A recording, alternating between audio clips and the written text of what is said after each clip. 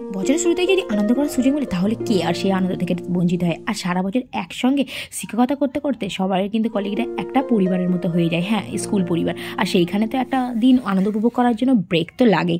তাই পাঁচু স্যারের উদ্যোগে একটা সুন্দর পিকনিকের আয়োজন করা হয়েছিল কোলাঘাটের নদীর ধারে কাঠছড়া নামক একটা জায়গায়। দিনটা ছিল রবিবার 5ই জানুয়ারি। আর সেদিনকে সকালে এত কুয়াশাচ্ছন্ন ছিল, চারিদিকটা মানে কি বলবো অন্ধকার হয়ে গিয়েছিল কুয়াশাতে। আর বোঝাই যাচ্ছিল না যে এতটা বেলা হয়ে গেছে। আর আমি গিয়েছিলাম অনেকটা বেলাতে, কারণ সবাই আমাকে অনেক সকাল সকাল ঘুম থেকে ডেকেছিল, আমি উঠতে পারিনি। কারণ তার আগের দিনকে আমার আগের স্কুলের সঙ্গে ছিল পিকনিক, আর তারপরের দিন কি ছিল আমাদের স্কুল থেকে, মানে আমাদের সাঁকরাইল অভয়চরণ ফ্যামিলি। আর এই যে সবাই দেখে আমাকে হাই করছিল। আর সত্যি বলতে আমি অনেকটা লেটে গিয়েছিলাম, আমাকে অনেক সকাল সকাল আমার কলিগসরা মানে আমার এই দাদা দিদিগুলো ফোন করেছিল যে তাড়াতাড়ি চলে আয়, কিন্তু আমি উঠতে পারিনি কারণ আগের দিনকেই পিকনিক ছিল। আর তারপরের দিনকে এখানে সেদিন আর রবিবারটায় প্রচণ্ড ঠান্ডার কুয়াশাচ্ছন্ন ছিল, বোঝাই যাচ্ছিল না সকালটা। যাই হোক আমি যেতেই সকালে বললো যে তাড়াতাড়ি তুই ব্রেকফাস্ট করতে বসে যা। তো যাই হোক এই যে ব্রেকফাস্টে ছিল মুড়ি, লুচি, আলুর দম, বোঁদে, মানে যে যেটা খুশি খেতে পারো আর কি। আর নিরাপদা স্যার সবসময় হেলথ কনসিয়াস, তাই তো নিয়ে মুড়ি খাচ্ছেন, কিন্তু আমি ওই মুড়ি খাওয়ার কথাই নেই। তো যাই হোক তারপরে একটু ঘুরে দেখছিলাম, এইদিকে হচ্ছে বিশ্বজিৎ স্যার আর ওইদিকে হচ্ছে সৌরভ স্যার, দুজনে মিলে পেঁয়াজ কাটছে একদম সব মাস্টার সেবা। এই যে দিব্যেন্দু স্যার উনি কিন্তু তদারকি করছেন, দেখছেন সবাইকে।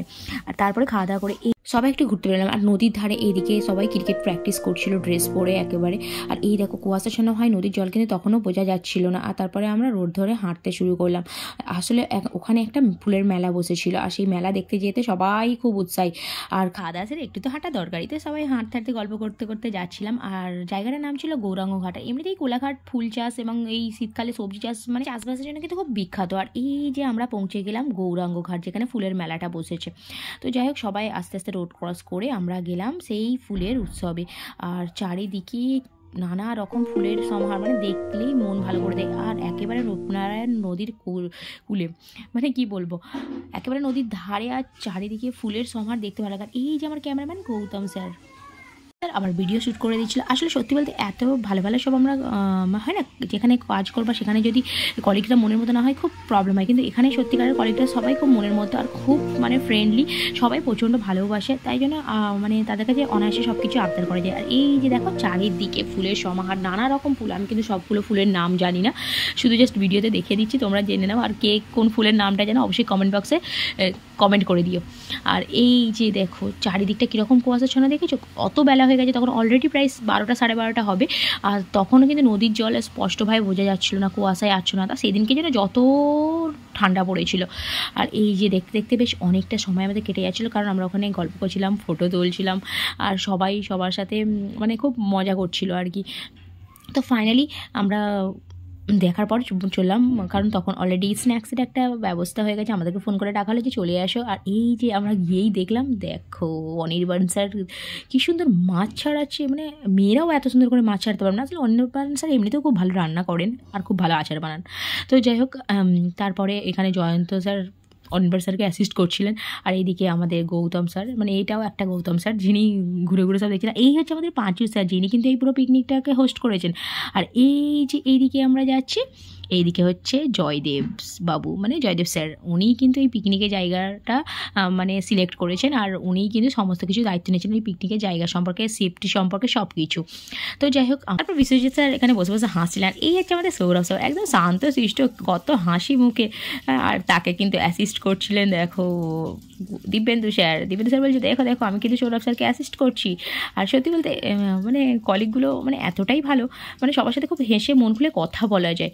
আর এই যে এইখানে সবাই বসে আসে, এরপর এসে গেছিলো গরম গরম কফি, আর আমরা কফিটাকে খুব এনজয় করছিলাম। এই যে আমার পাশে সুতপাদি, মানে আমাদের সুতপা ম্যাডাম, আর বাদকি কুয়েলি ma'am, Adita ma'am, Sharmila ma'am, তারপরে হচ্ছে ভিউ ম্যাম, সবাই মানে আমরা মিলে প্রচণ্ড আনন্দ করছিলাম। এই হচ্ছে এই যে পুচকিটা, এটা হচ্ছে আমাদের ফাল্গুনি স্যারের বড় মেয়ে, সে একটা নৃত্য করছিল, কারার ওই লোহ কপাট ভেঙে ফেল কলরে লোপাট, এই গানটার একটা নৃত্য করছিল, আর বেশ সুন্দর কিন্তু নাচ করছিল। আর আমরা তখন কফিটাকে এনজয় করছিলাম নাচটা দেখতে দেখতে। আর তারপরে পাঁচশা নিয়ে চলে এলেন আমাদের যেটা গরম গরম চিকেন পকোড়া।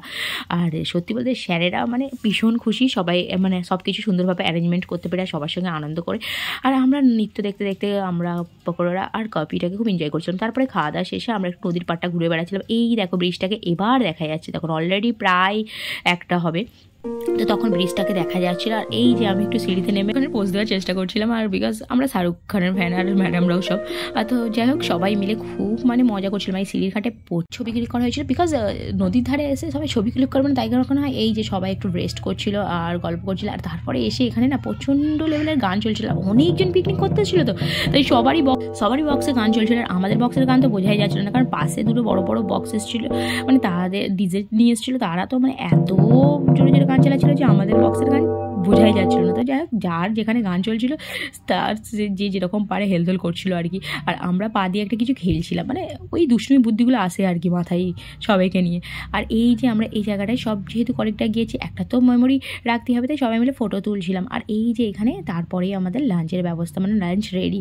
এরপর আমরা লাঞ্চের জন্য বসে গিয়েছিলাম। এই যে আমাদের সৌরভ স্যার, তিনি দিয়ে দিলেন আমাদেরকে পাতে লেবু, তারপরে স্যালাড, মানে প্রত্যেকটা স্যার কিন্তু খুব সুন্দরভাবে। এই যে সুজিতবাবু, উনি দিয়ে গেলেন ভাত, তারপরে সুজন স্যার এনে দিলেন ভেজ ডাল, আর তারপরে এদিকে সুজয় স্যার এনে দিলেন তোপসে মাছের ফ্রাই। আর সত্যি বলতে মানে খাওয়া দাওয়াটা জাস্ট মানে কী বলবো, অন্য লেভেলে ছিল, খুব টেস্টি হয়েছিল খাবারগুলো।